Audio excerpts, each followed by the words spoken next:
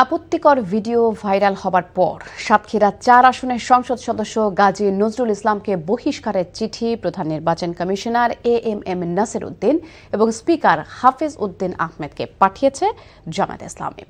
নির্বাচন কমিশন জানিয়েছে, দলের চিঠি নয়, স্পিকারের কাছ থেকে লিখিত মতামত পেলেই ব্যবস্থা নেবে কমিশন।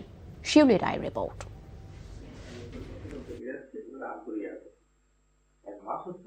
গেল সোমবার রাতে এক নারীর সঙ্গে সংসদ সদস্য গাজী নজরুল ইসলামের অন্তরঙ্গ মুহূর্তের ভিডিও সামাজিক মাধ্যমে ভাইরাল হয়। বুধবার বিকেলে বিরোধী দলীয় নেতার সরকারি বাসভবনে নির্বাহী পরিষদের জরুরি সভায় তাকে দল থেকে বহিষ্কারের সিদ্ধান্ত নেয় জামায়াতে ইসলামী। এই সিদ্ধান্ত জানিয়ে গাজী নজরুল ইসলামের এমপি পদ বাতিলে বৃহস্পতিবার বিকেলে জামাতের পক্ষ থেকে চিঠি দেওয়া হয় নির্বাচন কমিশনকে।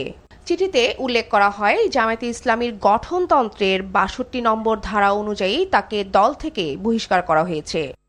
পরে নির্বাচন ভবনে সাংবাদিকদের এই ব্যাপারে ইসির করণীয় জানান নির্বাচন কমিশনার আব্দুল রহমান এল মাকসুদ। দুটো জিনিস আছে, উনি যদি দলের থেকে পদত্যাগ করে, বা এখানে আইনে বলা আছে দলের থেকে পদত্যাগ করা, এখন উনি পদত্যাগ করেন নাই, ওনাকে এক্সপেল করছে। এক্সপানশন পদত্যাগের মধ্যে আসে কিনা এটা একটা বিশ্লেষণের বিষয়, কন্ট্রোভার্সিয়াল একটা বিষয়।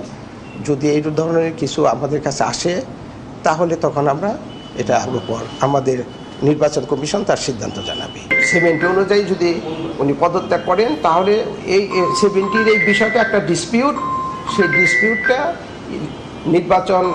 পার্লামেন্ট নির্বাচন কমিশনের নিকট রেফার করলে নির্বাচন কমিশন সে ব্যাপারে যথাযথ তদন্ত করব বা শুনানি করব, ব্যবস্থা করব। একই সাথে জাতীয় সংসদের স্পিকারকেও চিঠি দিয়ে বিষয়টি অবহিত করে জামাত। শিউলি রায়, এনটিভি নিউজ, ঢাকা।